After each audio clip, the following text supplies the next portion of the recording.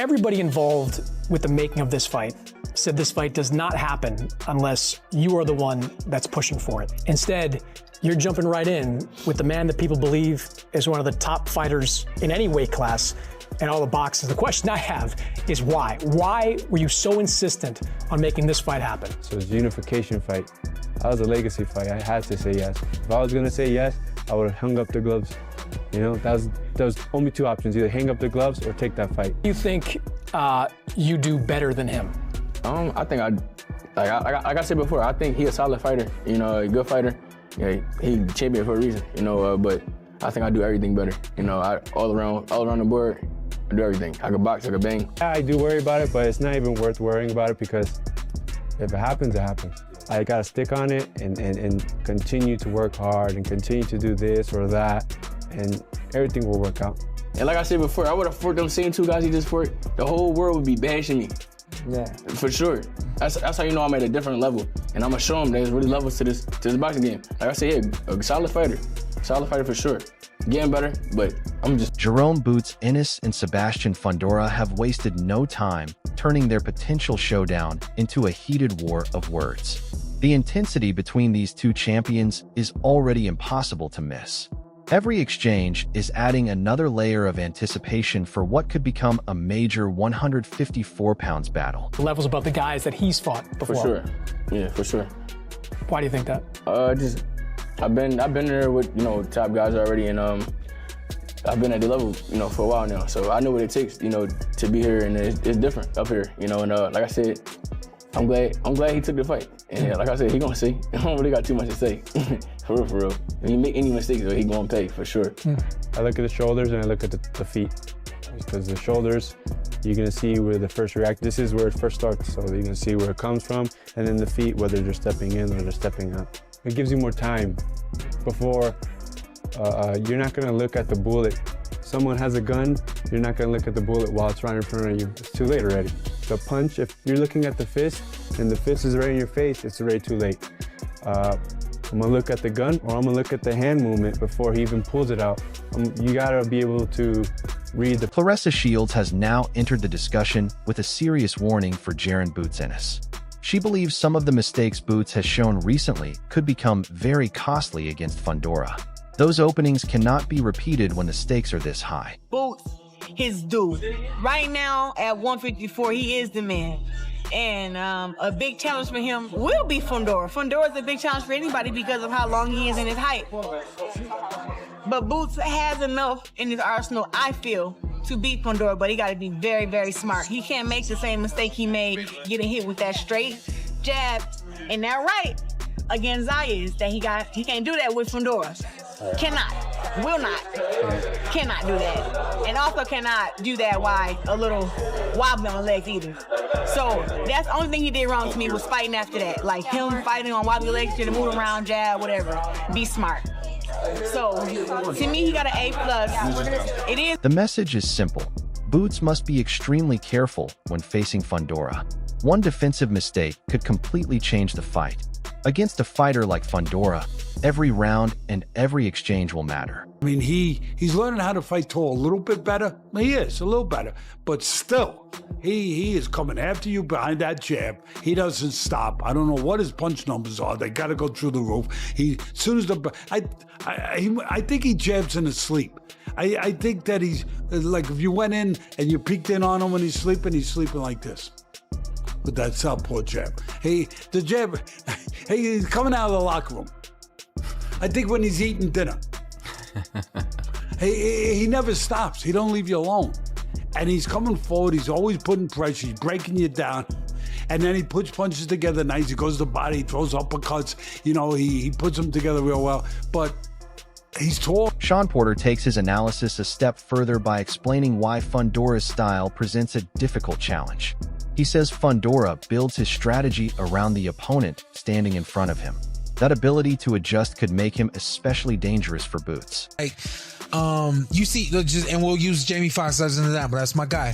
So let's say Fox is one thing on screen, and then off screen, he's a completely different person. You just don't know, you know. So on screen, Boots looks like he's supposed to beat Sebastian Fundora because he's so fast, because he's so electric, because he's shown tremendous power, because he's shown so many different movements and techniques, and everything jumps off the screen when it's Boots Ennis. But then when you got, like I always like to say, another weapon standing across from you, negating some of the things you do, forcing you to turn off some of the stuff you... Porter refuses to label either fighter as the clear favorite because both have weapons capable of changing the fight instantly. He believes Fondora's ability to create uncomfortable situations and make adjustments is a major strength that could force Boots to abandon his preferred style. Here's the thing that makes this guy dangerous to Boots. What I feel I know about Boots, I don't know if they game plan.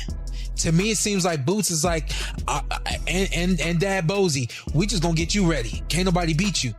Well, sometimes you gotta get ready for the guy across from you. And what I now know about this dude, he getting ready for who's across from him. And that's why I'm breathing like that, because I know without a shadow of a doubt, he's going to be ready. He's going to have the right weapons, and he's going to be calling on the right weapons all night long. I have no doubt about that from this dude right here. And I know with all 16 plus weapons that Boots got, Boots be like this. Yeah. You know, you gotta, nah, bruh. What? Bernie the boxer also recognizes the danger Fundora represents, but still believes Boots has what it takes to win. He says confidence cannot turn into complacency.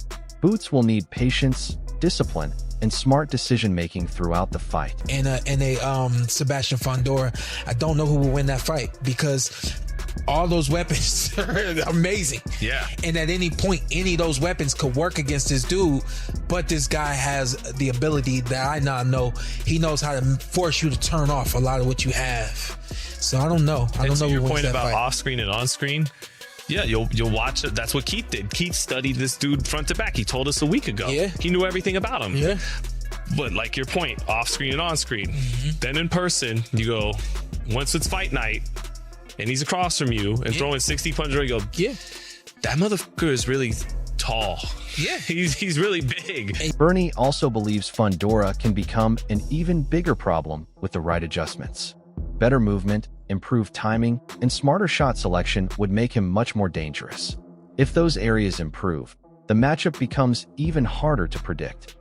I'm thinking, because Fundora more like, he kind of robotic, you know? And if you got a guy that can flash in on you, that can move with athleticism, that can throw him up, I think Boots, that'll be perfect for him. You know, I think they've been moving him a little cautious, but I'm thinking he got it to do it. I'm looking for Boots to do it. I be looking for Boots. If I'm Boots, if I don't get the Xander Zayas fight, I want him next. Give me a tune-up, then give me Fundora next. That's what Roy was saying, that he wants the winner for Sebastian Fundora, the winner of Boots and Zayas. Look like we're going to get Boots and Zayas in the summertime. That's great. How you expect that fight to go? Like I say, this is a good fight. Bomac sees the potential fight as a true 50-50 contest with no obvious favorite. Fundora's size and long reach give him a major physical advantage. At the same time, Boots has the speed, athleticism, and talent to compete with anyone. It's a good fight. Good fights. Both of them, I think, like I say, everybody gonna favor Boots, but Xander it's a live fight.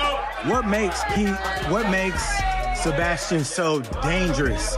When you watch him with all the boxing acumen that you have, what are some of the things that jump out at you that just make you feel like, damn, dude, this is a bad matchup for a lot of people? His range, but he looks slow. He looked pretty slow, but I seen him start he throw a real slow jab, then he throw a fast jab. So I think when he started putting more jabs on him and woke up a little bit, you know, that's when he started to do better. But his jab, I like to see him show a little bit more speed, but I don't know at them dimensions. Can he put it? He did a little better. What do you think about his level of accuracy tonight? Greg Hackett has raised questions about whether Fundora is fully ready for this level of competition. He believes the pressure and intensity against Boots could expose weaknesses. Those problems may become clear as the fight gets tougher. We call it the Boots era. I just think he's a great fighter in the era with other guys that can say, this was my era. You know, with that, I know, like, there's the Fondoras and Virgils, like, they all have to fight each other, so you come to that conclusion. I mean, is that amongst those guys, is there someone stand out a little bit more, or is it still kind of 50-50 across? I think it's a 50-50 across the board, you know. because when you look at Virgil and when he get guys hurt, like maybe Boots was hurt, you know, he finished them off.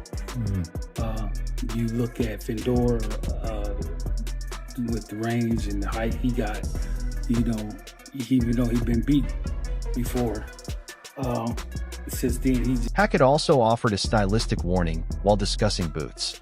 He pointed to the moment Boots was caught by a damaging shot and believes Fundora could punish a similar mistake even more. His size, pressure, and awkward style could completely change the fight. It's going to happen at 154. I think it's going to happen at 60. Wow. I don't think Fundora wants that trouble at 50. You know what I'm saying? I don't think he's so sure of himself. I think it's going to take him a couple years mentally to be really sure of himself. He talk a good game. He do. When he do his interviews, he talk a hell of a game. 30 seconds, he talk a hell of a game, but I don't think this is just me off of my observation. I don't think he pleased with himself just yet to say he's going to fight Boots after this fight. I don't think so. If Boots goes into the fight with Josh Kelly victorious, wouldn't that put more added pressure on Fundora? It would, but you know, these dudes come out with moves all the time. You see new moves every year. Paulie Malignaggi continues to be impressed by what Boots has produced inside the ring. He believes a fight with Fundora would be one of the toughest tests of his career. Both fighters would need to perform at their absolute best. When a tiger go after a giraffe and they be working him out, even though he's tall, he be trying little shit, he be doing little shit, but it's just hard to get the motherfuckers off. You know what I'm saying? It's gonna be like a tiger giraffe, one of them types. Like once Boots get him, he's gonna get him. Now you got some analysts that feel like because of the third round against Xander Zayas, that if Fundora gets him in that position, then Fundora will end up hurting or stopping Boots. What's your thoughts? I mean, that's a fight of the past at this point.